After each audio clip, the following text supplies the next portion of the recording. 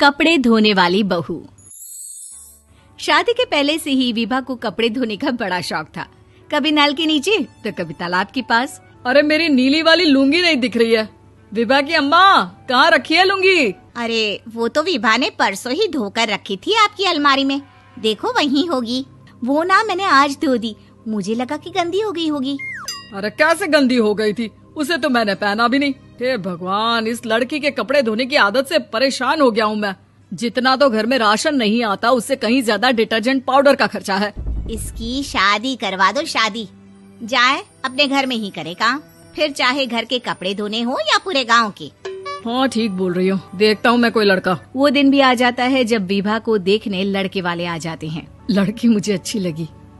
होने वाली सास कहती है, बेटी अगर कुछ पूछना है तो पूछ लो। वैसे तो हमारी लड़की बहुत ही शर्मीली है, जो बोल दो वो मान लेती है, इसे क्या पूछना होगा। अरे कैसी बात कर रही हो माँ, मुझे इन लोगों के घर रहना है, सवाल तो कई है। हाँ हाँ बेटा, पूछ लो ना, क्या पूछना है। आप लोगों के घर कपड़े कौन धोता है? सास का मुंह बन जाता है। देखो, अगर तुम ये कहना चाहती हो कि तुम्हें कपड़े धोने नहीं आते तो सुन लो, कपड़े मैं ही धोती हूँ, लेकिन तुम्हारे आ जाने के बाद मैं रुमाल तक नहीं धोऊंगी। अरे चुप रहना भाग्यवान, बहू बेचारी घर आई नहीं, उसे डराना शुरू कर दिया। वो क्या है ना बिटिया, अभी तक तो ये कल्लू की माँ ही धोती थी, लेकिन अब तुम्हारे पापा तो दहेज में वॉशिंग मशीन देंगे ही। तभी विभा की माँ बोल पड़ती है, सवाल भी पूछा तो क्या। वैसे भाई साहब, मशीन की तो फिर भी कपड़े धोने की कैपेसिटी होती है। मतलब जो बिटिया दे रहे हैं ना विभा, इसे कपड़े धोने का बहुत शौक है। ये आप लोगों के क्या, आस पड़ोस गांव मोहल्ले सबके कपड़े धो दे और उफ तक ना करे। बाहर देखा नहीं आपने कितने कपड़े सूख रहे हैं? सब हमारी बिटिया ने ही तो धोए हैं। बस भी करो ना माँ, शर्म आ रही इतनी तारीफ सुनकर। और तो और एक दाग निकाल कर दिखाओ तो मान जाओ। हाँ अच्छा, माफ करना बेटा, मैंने गलत समझा।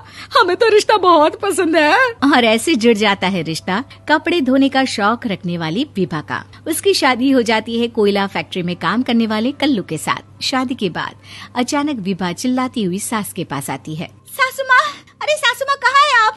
ये तो धोखा है, धोखा दिया आप लोगों ने मुझे। इसे ससुर के चक्कर के बारे में पता चल गया। अरे तो उसमें तुझे क्यों धोखा मिला है? अरे नल में पानी नहीं आता, कपड़े कैसे कब धुलेंगे? अच्छा, तू पानी नहीं आ रहा उसकी बात कर रही है। तो आपने क्या सोचा? कुछ नहीं। अच्छा, तेरी माँ ने कहा था कि कपड़े धोने का शौक है तुझे, याद आया मुझे।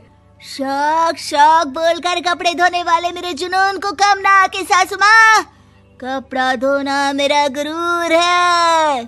तभी पति भी वहाँ आ जाता है। अभी मैंने इसे सनी देओल की फिल्म दिखाई है, उसी के डायलॉग मार रही है माँ। अच्छा सुन, साफ साफ बता रही हूँ, पानी सुबह 4 से 6 और शाम को 10 से 12 आता है, समझी? विभा टाइमिंग सुनकर हैरान हो जाती है। ये क्या भूतों का मोहल्ला है? सुबह 4 बजे उठकर कौन कपड़े धोता है? 4 बजे टंकी में पानी जाता है, फिर सारा दिन धोना ना, किसने मना किया? अरे कैसी बात कर रही हैं? 200 लीटर की टंकी में कितने कपड़े धो लूंगी मैं? सुबह ही उठ जाऊंगी मैं। अब क्या था, विभा सुबह 4 से लेकर रात के 12 बजे तक कपड़े ही धोती रहती। एक रोज सास पड़ोस से निकलकर कहीं जा रही होती है कि साथ वाली कहती है, हाँ कल्लू की माँ, जरा ये बताओ कि 2 साड़ी है, 2 ब्लाउज और एक पेटीकोट और एक नाड़े वाला लंबा कच्छा। हाँ तो? अरे तो क्या, कितना लोगी धुलाई ये बताओ। धोबन दिख रहे हैं हम क्या? हमारे पति सरकारी नौकरी से अभी रिटायर हुए हैं और बेटा सुपरवाइजर है कोयला फैक्ट्री में। धोबन समझ रखा है हमें? हाय रे कल्लू की अम्मा, माफ कर दो, वो तो मोहल्ले में यही सब बता रहे थे कि तुमने बहू को कपड़ा धुलवाने के काम में लगा दिया है। सास को पड़ोसन की बात सुनकर गुस्सा आ जाता है। वो घर पहुंचती है जहां घर के बाहर ही इतने सारे कपड़े सूख रहे होते हैं जितने कि किसी धोबन के घर पर। अरे ओ कल्लू की दुल्हन, बाहर निकल। माँ जी यहीं आ जाओ, बाथरूम में चादर धो रहे हैं हम। अरे अभी हम धोते हैं, तुमको बाहर निकलो। ये आस पड़ोस वाले बोल रहे हैं कि हम बहू से कपड़े धुलवा कर उसे कपड़ा धोने वाली बना दिए हैं। अरे छोड़ो ना माँ जी, किन लोगों की बातों में आती हो? आस पास के लोगों का तो काम ही होता है कि वो किसी तरह सास बहू को लड़ा दे। बहू सारे घर के कपड़े धोती है, ये क्या कम है? बोलिए।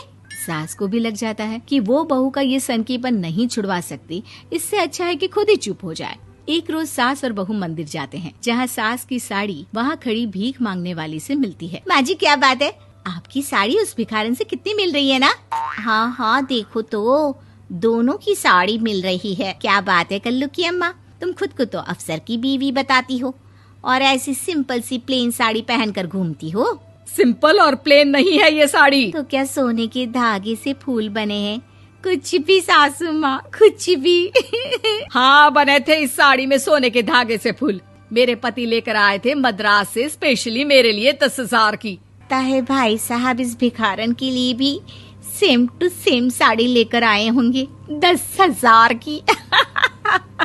सास उस वक्त तो कुछ नहीं कहती, लेकिन बहू के साथ घर आती है और अलमारी से एल्बम निकाल कर लाती है। ये साड़ी देख रही है, ये वही साड़ी है जिसे मैंने अभी पहना था। इस साड़ी में ये जो चमकदार फूल दिख रहे हैं ना, ये सोने के धागों से काटे गए हैं।